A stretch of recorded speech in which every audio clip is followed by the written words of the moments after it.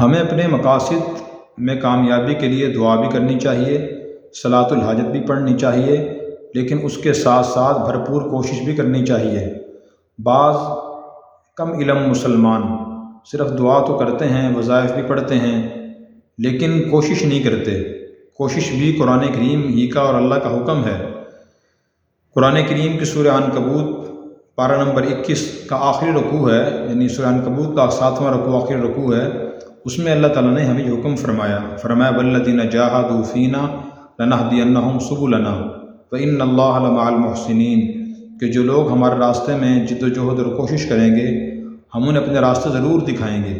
دیکھیں اللہ تعالیٰ یہ فرما رہے ہیں کہ ہم جد و جہد اور کوشش کرنے والوں کو اپنے راستے دکھاتے ہیں۔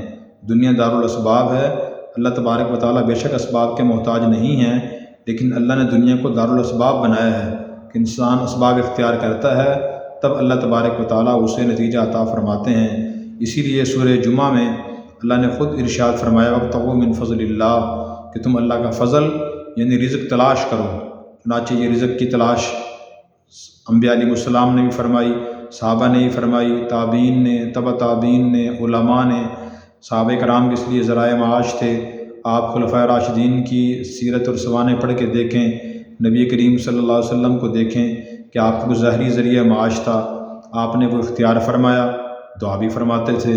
تو اس لیے ہمیں بھرپور کوشش کرنی چاہیے اپنے مقاصد کے لیے، اور اس کے ساتھ ساتھ دعا بھی کرنی چاہیے کہ اللہ ہماری کوششوں میں برکت ڈال دیجئے اور ہمیں اچھے نتائج عطا فرما دیجئے۔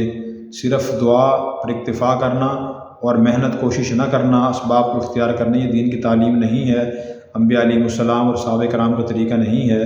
اللہ تعالی ہمیں دین کی صحیح سمجھ اور عمل کرنے کی توفیق عطا فرمائے۔